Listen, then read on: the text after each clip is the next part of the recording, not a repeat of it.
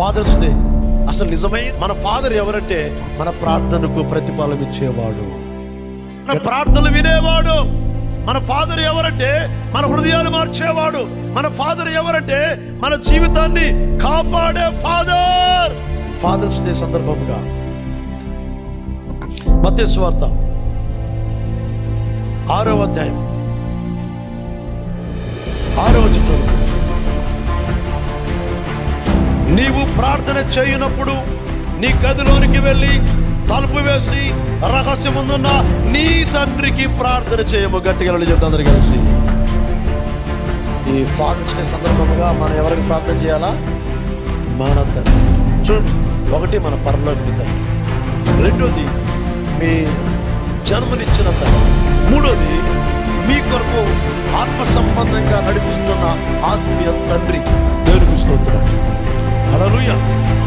ఆత్మీయ తండ్రిని ఈ రోజున గౌరవించే బిడ్డగా, ఆత్మీయ తండ్రిని ప్రేమించే బిడ్డగా, మీ తల్లిదండ్రుల కంటే మీ ఆత్మీయ తండ్రిని గౌరవించడం అనేది అది చాలా గొప్ప ఆశీర్వాదం. పరలోక తండ్రికి మనం ప్రార్థన చేస్తున్నప్పుడు దేవుడు ప్రతిఫలం ఇస్తున్నాడు. చూడమాత్రం, నీవు ప్రార్థన చేయనప్పుడు గదిలోనికి వెళ్ళి తలుపులు వేసుకొని రహస్యమందును నీ తండ్రికి ప్రార్థన చేయము, అప్పుడు రహస్యమందు చూచు నీ తండ్రి నీకు ప్రతిఫలం ఇచ్చాడు. మన తండ్రి ఎవరంటే ప్రార్థనకు ప్రతిఫలం ఇచ్చే తండ్రి. అప్పుడు మత్తయి సువార్త 6:18, అప్పుడు రహస్యమందు చూచుచున్న నీ తండ్రి నీకు ప్రతిఫలం ఇచ్చిన. గట్టిగా చెప్పండి.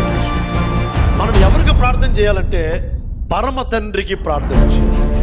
మత్తయి సువార్త 6వ అధ్యాయము 9వ వచనం. Father's day. దేవునికి స్తోత్రం.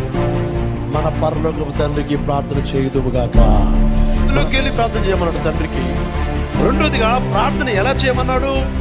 పరలోకమందున్న మా తండ్రి. గట్టి స్వంత 6వ అధ్యాయం, మీరు మీ తండ్రిని అడగక మునిపే, మీ తండ్రిని అడగక మునిపే మీకు అక్కరగా ఉన్నవేవో ఆయనకు తెలుసు. మన తండ్రి ఆరోగ్యం ఇచ్చే తండ్రి. గట్టిగా చెప్పండి. మన తండ్రి మన కుటుంబాలను దీవించే తండ్రి. మన తండ్రి మనల్ని బాగు చేసే తండ్రి. మన తండ్రి మనకు ఉద్యోగాలు ఇచ్చే తండ్రి.